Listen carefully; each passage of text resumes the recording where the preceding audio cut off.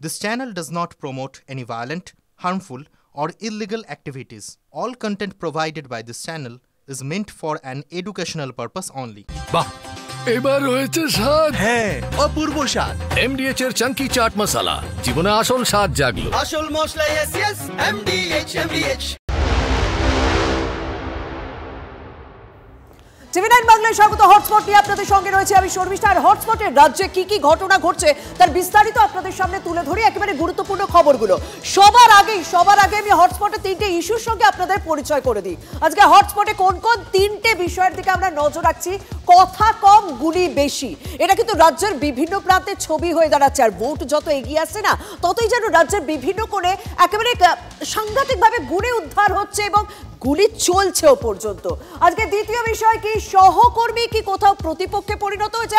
আমরা কোনো রাজনৈতিক মঞ্চে গেলে ঠিক এই ছবিটাই দেখি যে পাশাপাশি প্রত্যেক রাজনৈতিক দলের নেতারা বসে আছেন এবং এরা তো প্রত্যেকেই একই দলের নেতা এবং কর্মী, কিন্তু এদের মধ্যেও দ্বন্দ্ব এবং সেটা নিচুতলার কর্মীদের মধ্যে কিরকম প্রভাব ফেলছে সেই ছবি, সেই বক্তব্য আপনাদের সামনে তুলে ধরবো। থার্ড ইস্যু কি, বিশ্বে নতুন ফ্রন্ট। অবশ্যই ইসরায়েল এবং ইরান যুদ্ধের দিকে আমাদের নজর রাখতে হবে, কারণ এই যুদ্ধ যেন কোথাও একটা নতুন ফ্রন্ট গঠন করছে। তবে সবার প্রথমে গোলাগুলির খবরের দিকে নজর রাখি।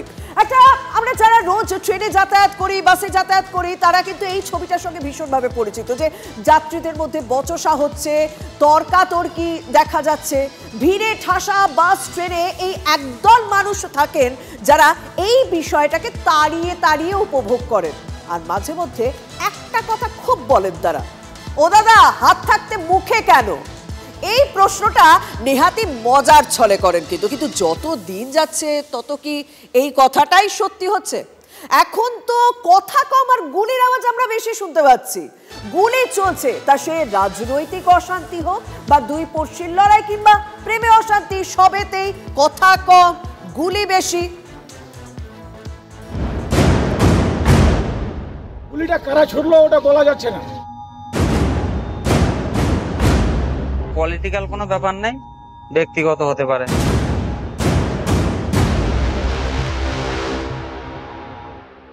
আর আমার কাছে কিন্তু আজ হটস্পট অনেকগুলো। মালদা, সেখানে বিবাহ বহির্ভূত সম্পর্কের জন্য তৃণমূল কর্মী খুন হলো। প্রেমিকার বাড়ির সামনে প্রেমিককে মাথায় গুলি করে মারা হলো। বসিরহাট, সেখানেও তৃণমূল কর্মী খুনের ঘটনা। আর কলকাতায় জানেন তো, এই ময়দান মেট্রো যথেষ্ট গুরুত্বপূর্ণ জায়গা, সেই ময়দান মেট্রোর সামনে থেকে এক ব্যক্তির থেকে 10 রাউন্ড গুলি উদ্ধার হয়েছে। আর এখানে হিন্দি সিনেমা সেই পপুলার ডায়লগের কথা মনে পড়ে যাচ্ছে, জানেন, কেউ কিছু করলেই একটা কথাই যেন একজনের মুখে চলে আসছে, আব তো গলি খা, পেটে ভাত নেই কিন্তু গুলি রাজ্যের বিভিন্ন জায়গায়। মজা নয়। প্রথম হটস্পট এবার মালদা, সেখানে বন্দুক হাতে দাপাদাপি থেকে গুলি খুন কোনো ব্যাপারই এই মুহূর্তে টাফ নয়। টিভি স্ক্রিনে আমরা প্রত্যেকদিন আপনার সেই ছবিটা দেখাচ্ছি এবং আমার চারপাশটাও এই মুহূর্তে দেখতে পাচ্ছেন। ইংরেজ বাজারে দুলাল সরকারের খুনের ঘটনা, কালিয়াচকে তৃণমূলের গোষ্ঠী কন্দলে খুনের ঘটনা, বন্দুক হাতে দাপাদাপির ঘটনা, মানিকচকে একটা টুর্নামেন্টে উদ্বোধন হলো শূন্যে গুলি চালিয়ে। আর গত রবিবার আপনাদের তো দেখিয়েছি বন্দুক হাতে চুনোপুটি নেতা কিভাবে তোলাবাজি করছে। রাজ্যের শাসক দলের তকমা যেহেতু পিঠে রয়েছে, তাই বন্দুক হাতে দাপিয়ে বেড়াচ্ছে, তোলাবাজি করছে এবং অভিযোগ করছে তৃণমূলেরই আরেক গোষ্ঠী। আর আজ প্রেমের বলে তৃণমূল কর্মী প্রেমিকার বাড়ির সামনে তাকে মাথায় গুলি করা হলো এবং পুলিশ বলছে বিবাহ বহির্ভূত সম্পর্কের জন্য এই খুনের ঘটনা। শুনুন কি বলছেন তারা। গুলিটা কারা ছুড়লো ওটা বলা যাচ্ছে না, কে মেরেছে ওটা আমরা বলতে পারছি না, পুলিশ ওটা তদন্ত করে দেখবে। পার্টি টিএমসি করে, ওনার ভাই একবার পঞ্চায়েত সমিতির মেম্বার ছিলেন, ওনার ভাবি, আমরা সবাই জানছি যে ও টিএমসি পার্টি করে। আমরা প্রত্যেকদিন এই গোলাগুলির খবর করতে করতে ক্লান্ত, কিন্তু পুলিশ ক্লান্ত হচ্ছে না এগুলোকে উদ্ধার করতে। কিন্তু ব্যাপারটা হচ্ছে এত বন্দুক গুলি কোথা থেকে আসে, সঠিকভাবে উদ্ধার হচ্ছে তো? কোনো উত্তর কিন্তু পাওয়া যাচ্ছে না। কিন্তু এই জেলাতে পুলিশ মন্ত্রী মমতা বন্দ্যোপাধ্যায় পুলিশকে অ্যাক্টিভ হতে বলেছিলেন, কিন্তু পুলিশকে অ্যাক্টিভ হচ্ছে, তাহলে তো এই ছবিগুলো ধরা পড়তো না। আগে পুলিশরা 3-4 বার গিয়ে ঘুরতো এলাকায়, 5 বার 6 বার, এখন ঘোরেই না। যত বেশি ঘোরা যাবে পুলিশের ভ্যান নিয়ে, মানুষ তো জানবে যে অ্যালার্ট আছে। দেখুন, বসিরহাটে কিন্তু আবার নৃশংসতা সীমা ছাড়িয়ে গেছে। সেখানে তৃণমূল কর্মীকে গুলি করে তো খুন করা হলো, তার মৃত্যু নিশ্চিত করতে এলো পাথারি কোপ পর্যন্ত মারা হলো। বাইকে গিয়ে একদল দুষ্কৃতী হামলা চালালো বাড়ির কাছেই।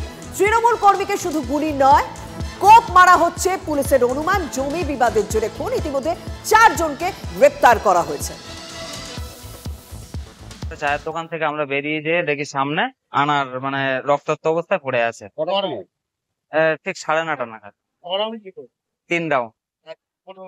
হ্যাঁ, কোপানো, এখানে মাথায় কুপিয়েছে, হাতে কুপিয়েছে।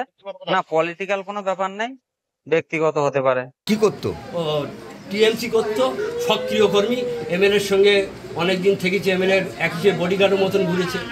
আমাদের প্রতিবেশীরাই মেরেছে, আমার এই গ্রামের লোকই মেরেছে। কিন্তু বারবার তো সেই একই প্রশ্ন, গুলিগুলো আসছে কোথায় থেকে? কথায় বলে না, চাহিদা থাকলে সাপ্লাইও থাকবে। চাহিদা আছে তাই দেদার সাপ্লাইও চলছে। তার প্রমাণ আমরা খোদ কলকাতায় পেলাম। আজও 10 রাউন্ড গুলি সহ আটক করা হলো এক ব্যক্তিকে। ময়দান মেট্রোর সামনে থেকে স্পেশাল টাস্ক ফোর্স গুলি সহ পাকড়াও করে একজনকে। ধৃতের নাম সৈদুল মল্লিক, পূর্ব বর্ধমানের বাসিন্দা। আর এই লিঙ্কটা কিন্তু কদিন আগেই পাওয়া গিয়েছিল। গত মাসের 25 তারিখের ঘটনা নিশ্চয়ই আপনাদের মনে আছে। ঠিক এই হটস্পটে আমরা ব্রেক করেছিলাম। ধর্মতলা বাস স্ট্যান্ড থেকে এক যুবককে আগ্নেয়াস্ত্র এবং 100-রও বেশি কার্তুজ সহ গ্রেপ্তার করেছিল এসটিএফ।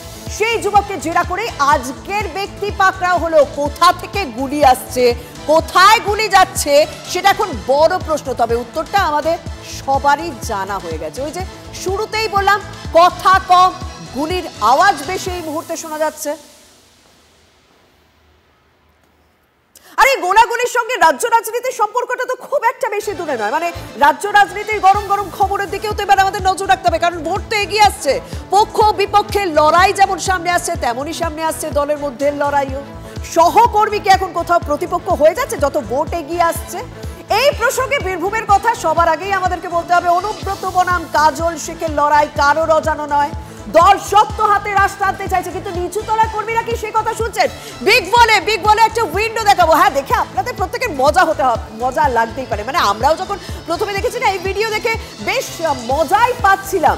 কিন্তু এখানে তো একটা স্পেসিফিক বার্তা রয়েছে। অনুব্রত, যাকে অনেকেই বীরভূমের বাঘ বলেন, হ্যাঁ, রাজনৈতিক নেতারা, তাবড়ো নেতারাও বীরভূমের বাঘ হিসেবে অনুব্রত মণ্ডলকে সম্ভাষণ করতো। মণ্ডলকে জিজ্ঞাসা করেন তার নেতার নাম কি, উত্তর আসবে মমতা বন্দ্যোপাধ্যায়, তার সেনাপতির নাম অভিষেক বন্দ্যোপাধ্যায়। কাজল শেখকে প্রশ্ন করলো, একই উত্তর আসবে, নেত্রীর নাম মমতা দি, সেনাপতির নাম অভিষেক বন্দ্যোপাধ্যায়। আর মাথায় রাখবেন, বাঘ হোক বা সিংহ, ছাগল কিন্তু দুজনকেই ভয় পায়।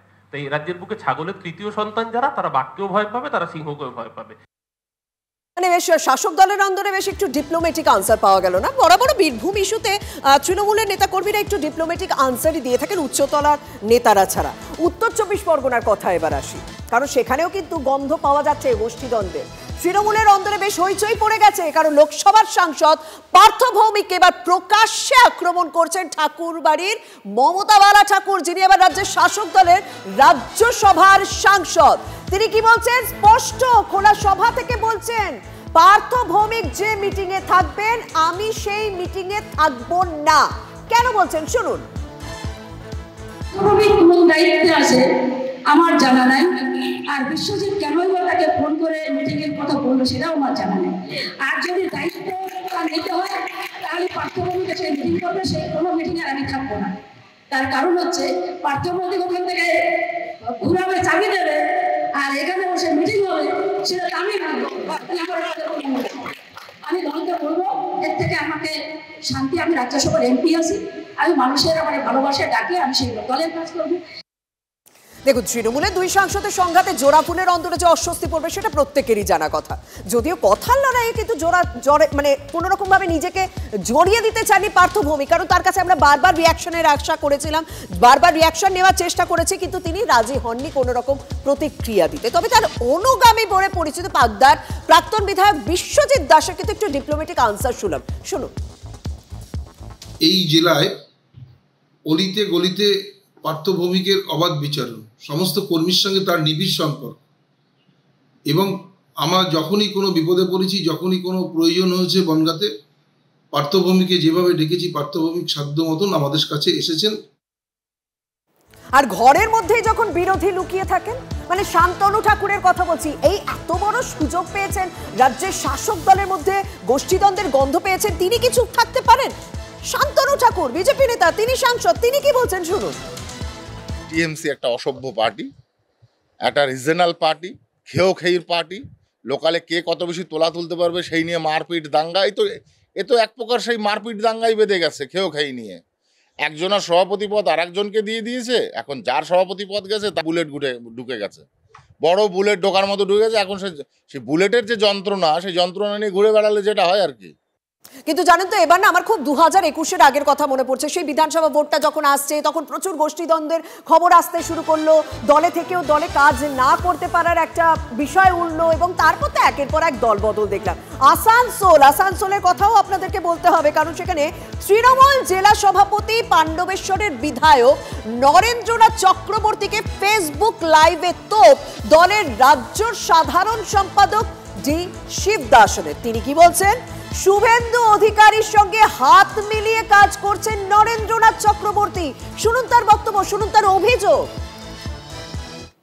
এইসব নেতা বিজেপি দেলা লাগছে, আজকে বলবে তোমাকে আমি টিকিট তোমাকে তুমি টিকিট পাবে না, তো এরা কি দল করবে?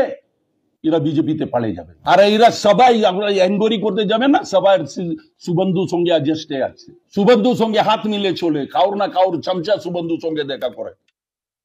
তাহলে বক্তব্যগুলো শুনে, ছবিগুলো দেখে দেখে বা অভিযোগগুলো শুনে শুনে মনে হচ্ছে তো আপনারও নিশ্চয়ই মনে হচ্ছে যে ভোটের টিক টিক বাজছে, জেলা সভাপতির বিরুদ্ধে তোপ দাগছেন, দলের অন্তরে শোলগোল পড়ে গেছে। কিন্তু ইনি নরেন্দ্রনাথ চক্রবর্তী মুখে কুলু পেটেছেন, ওই যে সামনে ভোট রয়েছে, কোথাও কি কিছু আশা রয়েছে, এখন তিনি মুখ খুলবেন না। কিন্তু বিরোধীরা তো আর চুপ থাকবে না। একসময় তৃণমূলে ছিলেন জিতেন তিওয়ারি, তিনি তো এখন বিজেপিতে রয়েছেন, তিনি কি বলছেন এই গোষ্ঠীদ্বন্দ্ব প্রসঙ্গে শুনুন।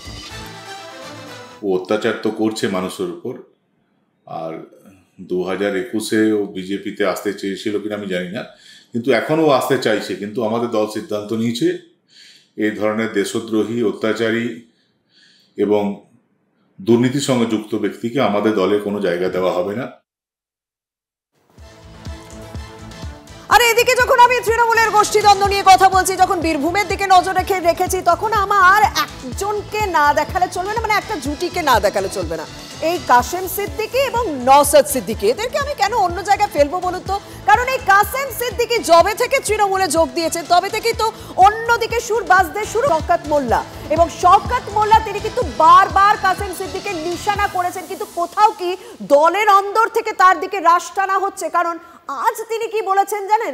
আজ তিনি বলেছেন তাজা আলু হোক বা পচা আলু, সবাইকে নিয়েই চলতে হবে, অর্থাৎ কাসেম ভার্সেস শওকত, বারবার সেদিকে নজর রাখতেই হবে। আমরা যারা তৃণমূল কংগ্রেসটা করি, আমাদের নেত্রীর নাম মমতা বন্দ্যোপাধ্যায়, নেতার নাম অভিষেক বন্দ্যোপাধ্যায়। ফলে এ বিষয়ে আমি কিছু বলবো না। দল যখন সিদ্ধান্ত নিয়েছে, সে তাজা আলু হোক আর পচা আলু হোক, এখন সেগুলোই আমাদেরকে নিয়ে চলতে হবে। যার কারণে এ বিষয়ে আমি আর খুব একটা মন্তব্য করছি না। এবার একটু অন্যান্য খবরের দিকে নজর রাখা যাক, কারণ ওবিসি ইস্যু মাথায় আছে। তো সেই ওবিসি ইস্যুতে রাজ্য রাজনীতিতে চাপানুতর চলছে, সেখানেও টিএমসি ভার্সেস বিজেপি আমরা দেখতে পাচ্ছি। কারণ এই মুহূর্তে দাঁড়িয়ে আরো একটা আপডেট রয়েছে, ওবিসি মামলায় বড় ধাক্কা খেল রাজ্য সরকার। রাজ্যের নতুন বিজ্ঞপ্তিতে অন্তর্বর্তী স্থগিতাদেশ হাইকোর্টের 140টি জনজাতিকে নিয়ে রাজ্য সরকারের যে নতুন বিজ্ঞপ্তি জারি করা হয়েছিল তা 31শে জুলাই পর্যন্ত স্থগিতাদেশ জারি করা হয়েছে। কি বলা হয়েছে? শাসক বিরোধী তরফ থেকে রিয়াকশন অবশ্যই আসছে, কিন্তু এই মুহূর্তে দাঁড়িয়ে নওশাদ সিদ্দিকী বিধায়ক তিনি কি বলছেন এবং তার পাশাপাশি কি বলছেন শুভেন্দু অধিকারী, শুনুন তাদের বক্তব্য।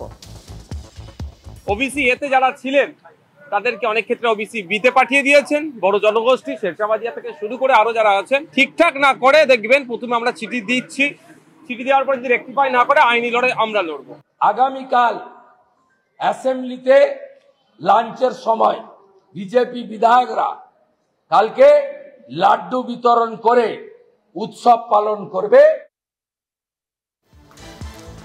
এবার আসা যাক যুদ্ধের খবরের দিকে। ইরান ইসরায়েল সংঘাতের মধ্যে কি তৈরি হচ্ছে নতুন সামরিক ক্রুসেড। ইরানে ইসরায়েলি হামলা তীব্র নিন্দা করেছে মুসলিম দেশগুলি। ইরানের পাশে দাঁড়িয়ে যৌথ বিবৃতি জারি করেছে তুরস্ক, পাকিস্তান, জর্ডান, আরব আমির শাহী সহ মুসলিম প্রধান দেশ। বৃহস্পতিবার রাত থেকে ইরান ইসরায়েলে যুদ্ধ চলছে। ইরানের পরমাণু অস্ত্র কাটতে মরিয়া আমেরিকা, ইসরায়েল। কিন্তু এটাই কি একমাত্র কারণ? ক্রমশ প্রকাশ্যে আসছে আরও সম্ভাব্য কারণ, বলা ভালো সবচেয়ে বড় কারণ। ইরানে আয়াতোল্লাহ শাসন শেষ করার ছক আমেরিকা ইসরায়েলের। ইরানের সুপ্রিম লিডার আয়াতোল্লাহ আলী খামেনেইকে মারতে চেয়েছিল ইসরায়েল। আমেরিকার বাধাতেই নাকি ইসরায়েল খামেনেইকে মারতে পারেনি। নেতানিয়াহু বলেছেন খামেনেইকে মারলেই যুদ্ধ থেমে যাবে। খামেনেইকে মারলেই যুদ্ধ থেমে যাবে? কিভাবে এতটা আত্মবিশ্বাসী নেতানিয়াহু? নাকি পেছনে অন্য কোনো ছক? ইরানের পালাবদলি কি আমেরিকা ইসরায়েল যুদ্ধের মূল লক্ষ্য? আমেরিকাপন্থী কাউকে ইরানের সিংহাসনে বসানোর ছক? এখানে উঠে আসছে রেজা পেহেলভির নাম। ইনিকে ইরানের নির্বাসিত যুবরাজ। ইরানের ইতিহাসে একটু নজর রাখলে বিষয়টা স্পষ্ট হয়ে যাবে। 1978 সাল পর্যন্ত ইরানে পেহেলভি সাম্রাজ্য ছিল। 1978 সালে ইসলামী বিপ্লবে পেহেলভি সাম্রাজ্যের পতন হয়। মোহাম্মদ রেজা পেহেলভি ইরানের শেষ শাহ। 1979 সালে ইরানের সুপ্রিম লিডার পদে বসেন আয়াতুল্লাহ রুহুল্লাহ খোমেনি। 1981 থেকে 1989 পর্যন্ত ইরানের প্রেসিডেন্ট ছিলেন আলী খামেনেই। রুহুল্লাহর মৃত্যুর পর 1989 থেকে আলী খামেনেই ইরানের সুপ্রিম লিডার। অর্থাৎ 36 বছর ধরে ইরানের শাসন ক্ষমতা খামেনেইয়ের হাতে। মোহাম্মদ রেজা পেহেলভি ছিলেন আমেরিকাপন্থী। আয়াতুল্লাহ শাসনে আমেরিকার সঙ্গে ইরানের সম্পর্কের অবনতি হয়, বরং দিনে দিনে চীনের সঙ্গে ইরানের সম্পর্ক মজবুত হয়েছে। খামেনেই খুন হলে বা দেশ ছাড়া হলেই পেহেলভিদের বংশধর নির্বাসিত যুবরাজ রেজা পেহেলভি দেশে ফিরতে পারেন। আমেরিকার সমর্থন পেলে ইরানের কুর্সিতে আবার ফিরতে পারেন পেহেলভিরা। পালাবদলের এই নকশা কি আদৌ বাস্তবায়িত হবে? Bureau report, TV9 Bangla.